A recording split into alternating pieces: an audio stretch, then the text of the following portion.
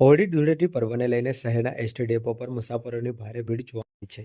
તહેવાર માણવા માટે શહેરમાં કામ ધંધા કરતા શ્રમિકો અને પરિવારો પોતાના વતન તરફ રવાના થઈ રહ્યા છે, જેના કારણે બસ સ્ટેન્ડ પર સતત ઘસારો રહ્યો છે.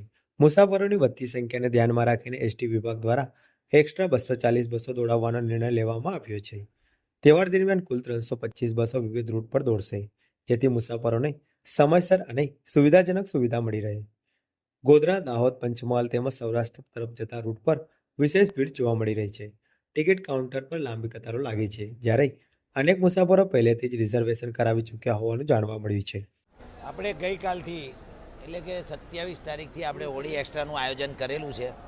આપણા ઉપલા અધિકારીના માર્ગદર્શન હેઠળ આપણે રોજની 80 બસો એક્સ્ટ્રા માટે સ્ટેન્ડ બાય તૈયાર રાખેલી છે.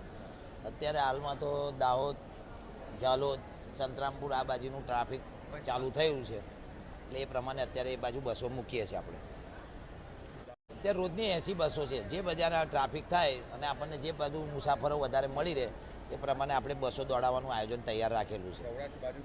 સૌરાષ્ટ્ર બી છે, ઉત્તર ગુજરાત બી છે અને આ બાજુ પંચમહાલ બી છે.